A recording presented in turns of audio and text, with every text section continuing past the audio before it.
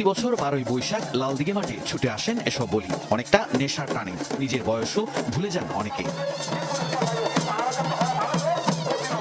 আছে বিপরীত চিত্র, বলি খেলায় অংশ নেয় অনেক শিশু কিশোর ও প্রবীণ। মঞ্চ কাঁপিয়ে চলে মল্লযুদ্ধ। চারদিকে তখন হাজারো দর্শক। মাঠে যারা ঠাঁই পাননি তারা চড়ে বসেছেন আশপাশের স্থাপনায়। তবে এবার ফাইনাল রাউন্ডে লড়াই হয়েছে একেবারেই একতরফা। মাত্র 1 মিনিটের মধ্যে হার মানেন গত বছরের চ্যাম্পিয়ন জীবন বলি। গতবারের রানার্স আপ শাহজালাল বলি প্রথমবারের মতো চ্যাম্পিয়ন হন।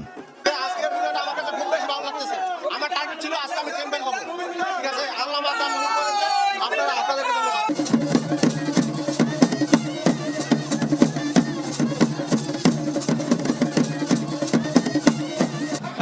1909 সালে শুরু হয়েছিল এই জব্বারের বলি খেলা। ইউনেস্কোর বিশ্ব ঐতিহ্য হিসেবে এর স্বীকৃতি চান আয়োজকরা। জব্বারের বলি খেলাকে কেন্দ্র করে লালদিঘি মাঠ ও আশপাশের এলাকা জুড়ে চলছে 3 দিন ব্যাপী বৈশাখী মেলা।